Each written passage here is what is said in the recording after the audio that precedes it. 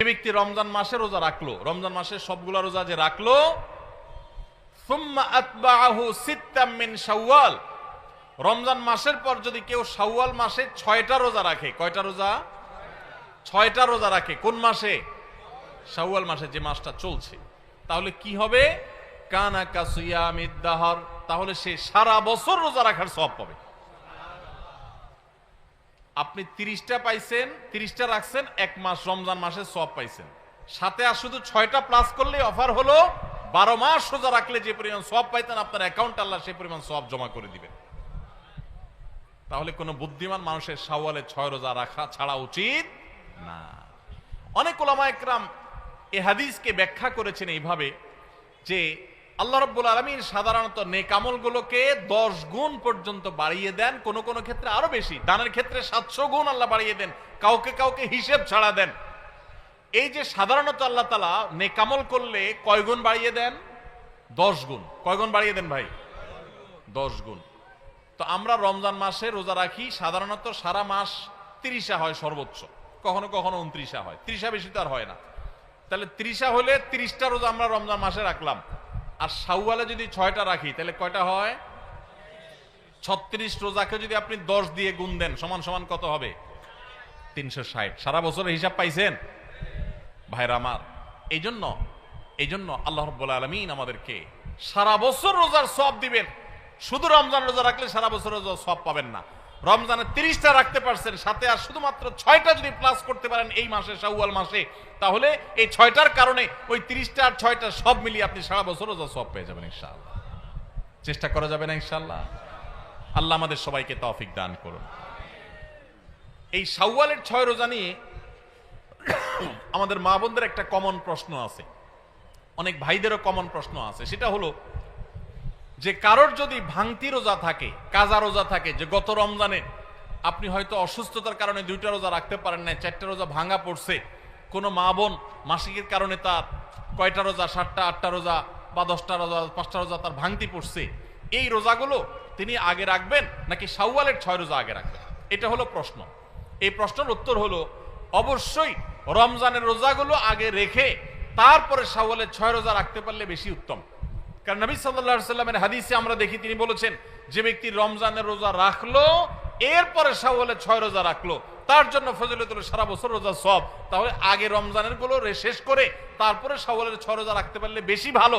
কিন্তু যদি কোনো মা বোন বা কোনো ভাই তার মনে হয় যে না, ভাঙতি রোজাগুলো রেখে তারপরে আবার শাওয়ালের 6 রোজা রাখা আমার জন্য কঠিন হবে, গড়ে 10-15টা রোজা রাখতে এক মাসে আমার জন্য চাপ হয়ে যাবে, তাহলে যে কোনো একটা অপশন যদি বেছে নিতে হয় তাহলে আমি বলবো অবশ্যই আপনি শাওয়ালের 6 রোজা, যেহেতু শাওয়ালের পরে আর প্রযোজ্য হবে না, এর সব শাওয়ালের পরে আর পাবেন না, এজন্য শাওয়ালের গুলো আগে রেখে ফেলেন এবং কাজাগুলো যদি পরে রাখেন ইনশাআল্লাহ আপনি পরিপূর্ণ সওয়াব পেয়ে যাবেন। তবে আগে যদি রমজানগুলো শেষ করতে পারেন সেটা বেশি উত্তম, সেটা বলাই বাহুল্য। তাহলে শাওয়ালের 6 রোজা রাখবো তো ইনশাআল্লাহ।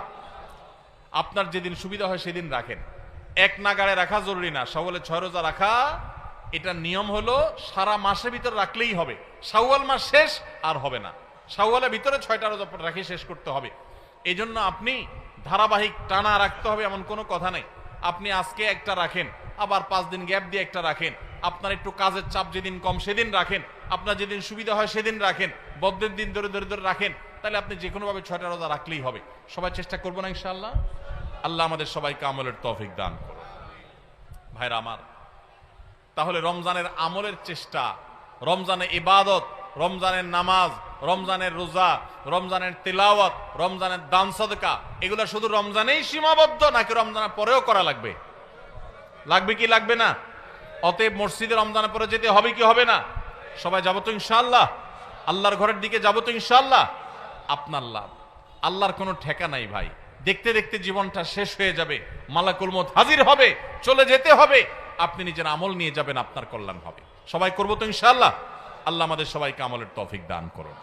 ভাইরা আমার, রমজানে আমরা যে নেক আমল করছি টুকটাক, 30টা রোজা রাখছেন বেশিরভাগ মানুষ মাশাআল্লাহ, তারাবির নামাজ পড়ছেন, কোরআনে কারিম একটু একটু করে যতটুক পারছেন, কেউ 1 খতম, কেউ 2 খতম, যে যদ্দুর পারছেন, কেউ 1 খতম না পারলেও যদ্দুর পারছেন তেলাওয়াত করছেন, আলহামদুলিল্লাহ। অনেকে দান সাদাকা করছেন, সবে কদর ইবাদতের জন্য চেষ্টা করছেন। এই যে রমজানে আমলের চেষ্টা আমরা করেছি, এই আমলগুলো আল্লাহর কাছে কবুল হয়েছে কি হয় নাই, এটা বুঝার একটা উপায় আছে, আলামত আছে, নিশ্চিত কোনো উপায় নাই। কারণ আমল কবুল করা না করা কার এখতিয়ার? আল্লাহর এখতিয়ার। শতভাগ পারফেক্টনেস আপনি এনেছেন, আপনার কাছে মনে হচ্ছে, তারপরও কোনো ত্রুটি থাকতে পারে, যেটা কারণে আল্লাহ তাআলা বললেন না আমি তোমার এটা অ্যাকসেপ্ট করলাম না, সে এখতিয়ার আল্লাহর আছে। কিন্তু আমরা যে নেক আমলগুলো করি এগুলো সম্পর্কে ওলামায়ে কেরাম অনেক সালাফ, ইসলামের ইতিহাসের সোনালী যুগের স্বর্ণ মানবগণ, পূর্বসূরীগণ আমাদের, তাদের উক্তি আছে যে কোন কোন আমলের কবুল হওয়ার ব্যাপারে পূর্বাভাস, আলামত, এটা জানা যায়। আলামত দেখে সুধারণা করা যায়, নিশ্চিত কোনো গ্যারান্টি নেই কবুল হয়েছে কিনা বলার সুযোগ নেই, তবে অনুমান করা যায়, ধারণা করা যায় যে হয়তো আল্লাহ কবুল করেছেন। তাহলে রমজানে আমাদের আমল ইবাদত কবুল হয়েছে কি হয় নাই সেটা বুঝার যে আলামতটা, সেটা কি বলে দিব আপনাদেরকে? তাহলে একটু মাপে নিলেন যে আপনার আমলটা কবুল হলো কি হলো না, চেষ্টা করলেন, উৎসাহিত হলেন, অনুপ্রাণিত হলেন। বলবো আমি সেটা? ভাইরা আমার, সেটা হলো, সে আলামতটা হলো রমজানে যে আমলগুলো করেছেন, শুধু রমজানের জন্য এটা কথা না, সারা বছরের জন্য প্রযোজ্য। কোনো আমল করার পর সে আমলটা যদি আপনি ধারাবাহিকভাবে করতে পারেন, কন্টিনিউয়াসলি করতে পারেন, বারবার করতে পারেন, একাধিকবার করতে পারেন, ওইটার ধারা যদি ধরে রাখতে পারেন, তাহলে আপনি আল্লাহর ব্যাপারে সুধারণা করতে পারেন আল্লাহ আপনার আগেরটা কবুল করেছেন, এই জন্য পরে আবার করার তৌফিক দিয়েছেন। আল্লাহর কাছে আমল এবং ইবাদতের কবুলের একটা ছোট্ট আলামত এটা, যে আল্লাহ তাআলা রমজানে আপনি ফরজ রোজা রেখেছেন, রমজানের পরে শাওয়ালের 6 রোজা রাখার তৌফিক হয়েছে, সোমবার বৃহস্পতিবার রোজা মাঝে মাঝে রাখার তৌফিক হয়, চাঁদের 13, 14, 15 রোজা রাখার তৌফিক হয়, মাশাআল্লাহ। তাহলে আপনি সুধারণা করতে পারেন আমার রমজান রোজা আল্লাহ কবুল করেছেন, সম্ভবত, নিশ্চিত না, হয়তো আল্লাহ কবুল করেছেন, সেজন্য আমাকে ওইটা আবার নতুন করে করার তৌফিক দিয়েছেন। রমজানে আপনি তারাবির নামাজ পড়েছেন, রমজানে বাইরে 5 ওয়াক্ত নামাজ ধরে রাখছেন, তাহাজ্জুদ মাঝে মধ্যে পড়ার চেষ্টা করেন, হিম্মত করেন, নিয়ত করেন, সুধারণা করতে পারেন আল্লাহ হয়তো আমার রমজানেরটা কবুল করেছেন। কারণ আল্লাহর পদ্ধতি হলো কোন আমল করার পর বান্দা সে আমলটা যদি আল্লাহ অ্যাকসেপ্ট করেন, ওই আমলটা বান্দাকে নিয়মিত করার সুযোগ দেন, তৌফিক দেন। এটা দেখে আন্দাজ করা যায় যে হয়তো আল্লাহ তাআলা আমল কবুল করেছেন। আর রমজানের আমল রমজানেই শেষ, একেবারে প্যাক করে ফেলছেন, আর আমলের ধারে কাছে যান নাই, তাহলে লক্ষণ খারাপ। আপনার আমল কবুল হয়েছে কিনা গ্যারান্টি কেউ দিতে পারবে না, হয়তো কবুল হয়ে গেছে, কিন্তু এখানে লক্ষণ খারাপ।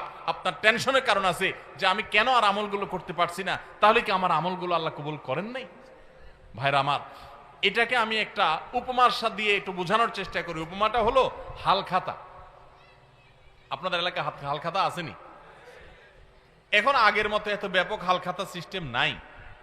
আমরা আমাদের শৈশবে দেখছি প্রত্যেক দোকানে দোকানে হালখাতা আছিল। তো হালখাতার সিস্টেম হলো যে বছরে একদিন হালখাতা হয়, সাধারণত পয়লা বৈশাখে হালখাতা হতো। এখন হালখাতা না, এখন পান্তা ইলিশ। হালখাতার জায়গা দখল করে ফেলছে কিসে? পান্তা ইলিশে। হালখাতা ছিল গ্রাম বাংলার ঐতিহ্য, সেটা চলে যায় ওই জায়গায় ঢুকছে কি?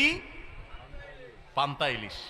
যাই হোক, তো হালখাতার সিস্টেম হলো সারা বছর যা বাকি খাইছেন এই সব টাকা হালখাতার দিন পরিশোধ করে একদম আপনার হিসাব ক্লিন করবেন, পরিষ্কার হয়ে যাবে, কোনো দেনা বাকি থাকবে না। তাহলে এবার আপনাকে দোকানদার একটু মিষ্টি মুষ্টি খাওয়ায়, জিলাপি টিলাপি খাওয়ায়, আর নতুন করে ওই দিনই যদি আবার বাকি চান, যত টাকা চান আপনাকে বাকি দিবে। এই না হালখাতার সিস্টেম? আর যদি আগের টাকা বাকি না দেন, এই আগের টাকা পরিশোধ না করেন, কিছু দিয়া আর বলেন যে ঠিক আছে বাকিটা দিবে, এখন আবার নতুন করে বাকি দেন, তো হালখাতার শরীয়তে, হালখাতার নিয়মে ওইটা কিন্তু গ্রহণ হবে না। ঠিক না? ঠিক। ঠিক একই ভাবে আল্লাহ রাব্বুল আলামিন বান্দাকে কোন আমল করার তৌফিক দেওয়ার পর যদি সে আমলটা আবারও করার তৌফিক দেন, তাহলে বুঝতে হবে আগেরটা আল্লাহ তাআলা অ্যাকসেপ্ট করছেন, কবুল করছেন। সুধারণা করা যায় আল্লাহ হয়তোবা তাকে নতুন করে আমলের তৌফিক দিয়েছেন, ইঙ্গিত দিচ্ছেন যে বান্দা তোমার আগেরটা কবুল করেছি। এই জন্য ভাইরা, রমজানের কোরআন তেলাওয়াত রমজানের মতো এত বেশি পারেন না, 1 পারা পারেন না, 2 পারা পারেন না, আধা পৃষ্ঠা পড়েন, 1 পৃষ্ঠা পড়েন। এই যে নিয়মিত পড়তেছেন, এটা যদি চেষ্টা করেন আর ধরে রাখতে পারেন, তাহলে সুধারণা করতে পারেন হয়তো আপনার রমজানের আমল, রমজানের তেলাওয়াত আল্লাহ কবুল করেছেন। আমরা রমজানের আমলগুলো রমজানের পরে করার চেষ্টা করবো তো ইনশাআল্লাহ। আল্লাহ আমাদের সবাইকে আমলের তৌফিক দান করুন।